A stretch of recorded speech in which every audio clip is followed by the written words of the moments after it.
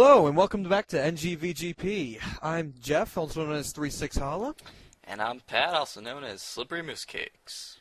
Well, we just got finished watching all of the festivities at the Microsoft conference, and wow, there's a lot that went on. Certainly, it went on for at least an hour, not counting that whole thing where they were doing with the, the thing that copies the Wii for that other hour. Yeah. Which we don't.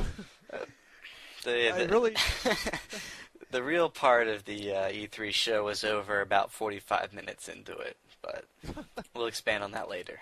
Yeah, the part that I think of not only us, but a lot of other gamers are feeling was not the best showing. But I mean, I thought the whole Microsoft conference did start strong. They started off with Call of Duty Black Ops, just a gameplay trailer. It showed two different scenes. One was where the guy was you're crawling through a tunnel. It was really dark. You're sneaking around.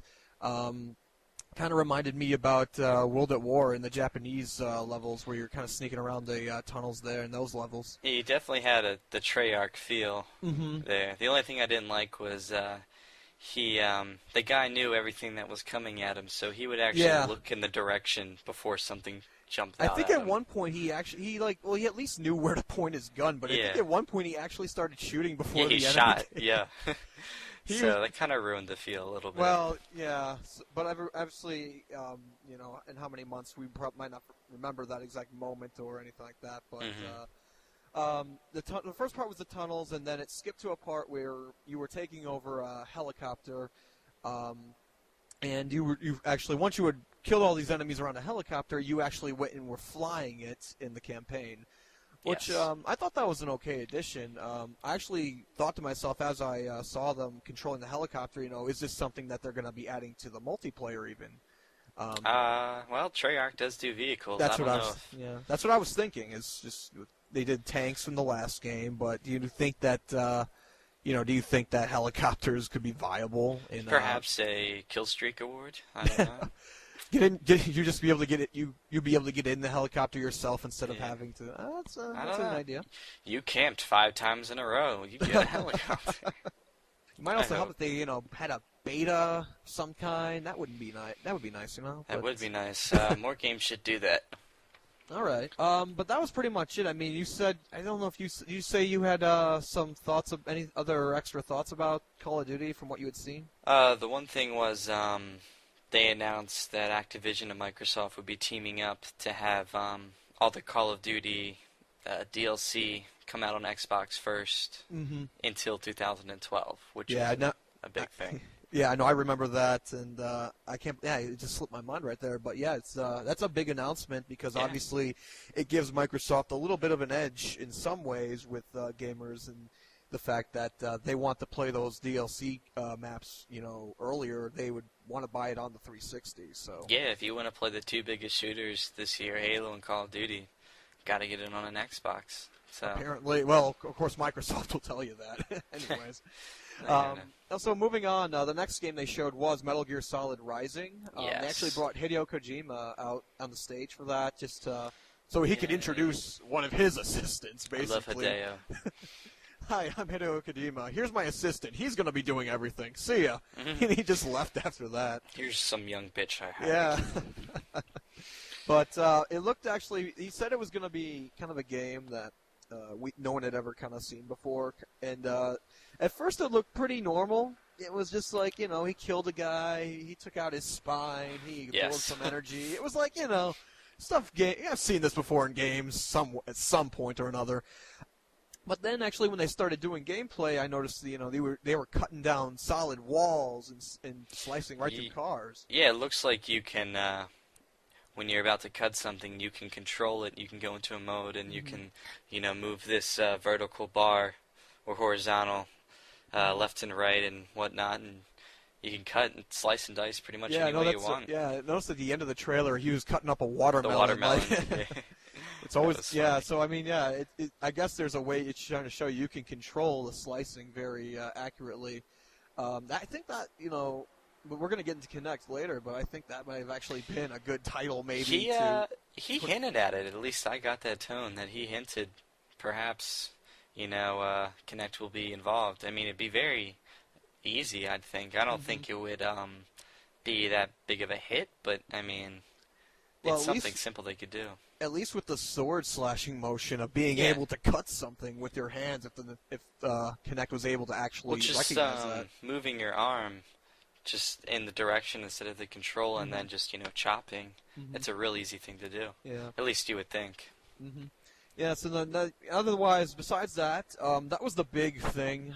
It looked pretty, other than that. It had a lot of Ninja Gaiden elements, actually from Ninja Gaiden 2. I noticed you could slice off a guy's leg, or you could slice any part of his torso off.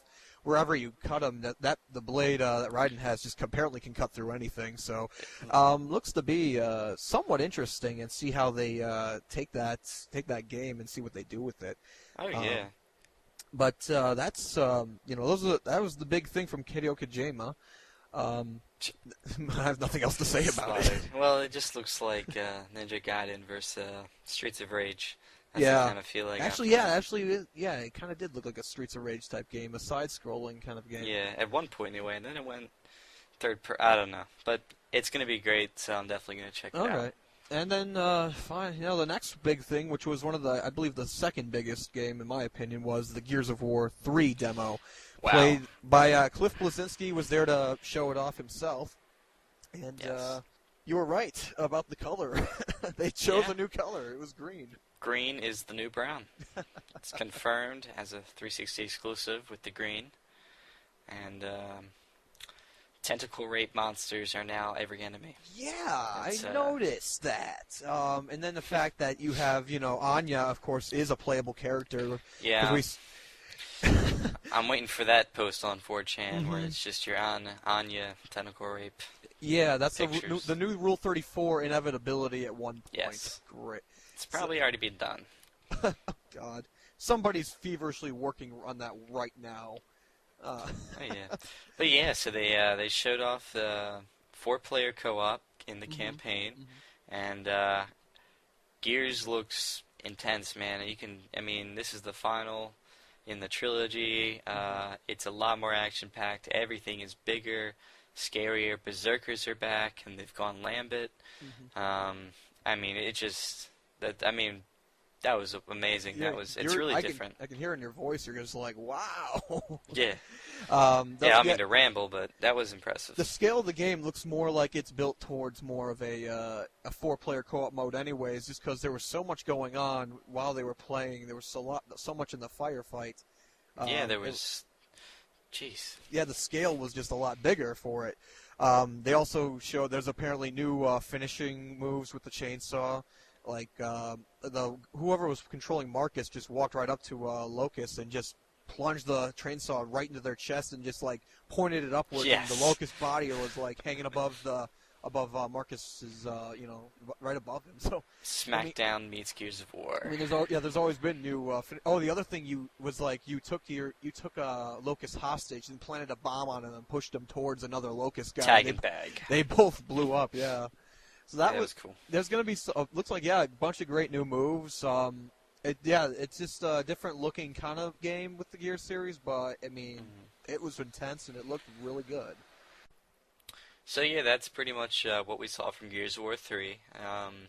It's due to release next year, April 5th, 2011. So be sure to check that out. All right, it looks really good.